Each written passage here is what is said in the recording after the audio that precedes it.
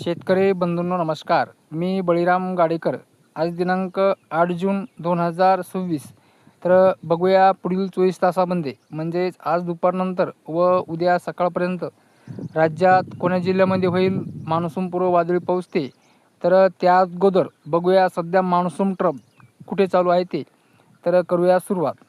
तर शेतकरी बंधूंनो, यावर्षी मान्सून वारे अंदमान निकोबार बेटावरती 16 मे रोजी दाखल झाले. त्यानंतर जो काही मान्सूनचा पुढचा प्रवास आहे 1-2 दिवस सुरळीत चालला, मात्र त्यानंतर श्रीलंकेमध्ये आल्यानंतर मान्सून वारे तिथेच 3-4 दिवस मुक्कामाला थांबले. त्यानंतर जे काही मान्सून वारे त्यानंतर केरळमध्ये मान्सून वारे मागच्या 3 तारखेला दाखल झाले. त्यानंतर आज 7 तारखेपर्यंत मान्सून वारे आपला कर्नाटकामध्ये काहीसं येऊन कालच्या 7 तारखेपर्यंत मान्सूनचे वारे आपल्या तळ कोकणापर्यंत आलेले आहे.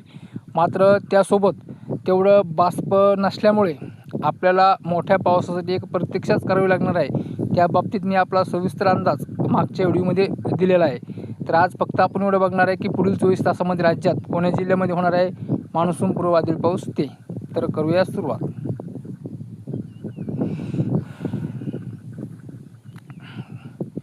तर शेतकरी बंधूंनो, एक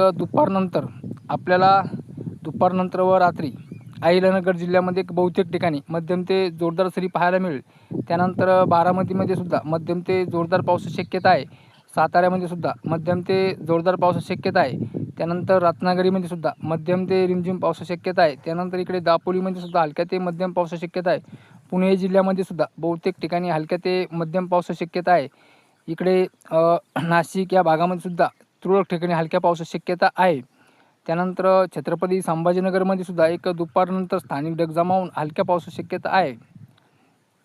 त्यानंतर बीडमध्ये सुद्धा एक बहुतेक ठिकाणी मध्यम ते जोरदार पावसाची शक्यता आहे. इकडे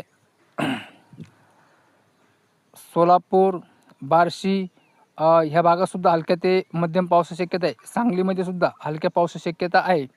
त्यानंतर इकडे लातूर, तसेच धाराशिव, इकडे नांदेड, परभणी या भागामध्ये सुद्धा दुपारनंतर व रात्री हलक्या पावसाची शक्यता आहे. त्यानंतर इकडे हिंगोलीला सुद्धा तुरळक ठिकाणी हलक्या पावसाची शक्यता आहे.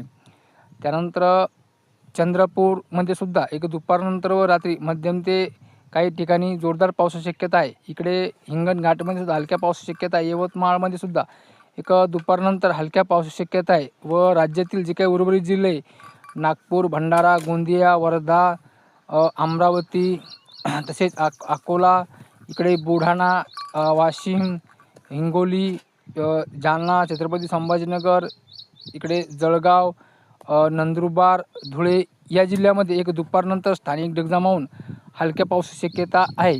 तर शेतकरी बंधूंनो, पुढील 24 तासाच्या लाईव्ह अपडेटमध्ये आज इतकेच. नमस्कार.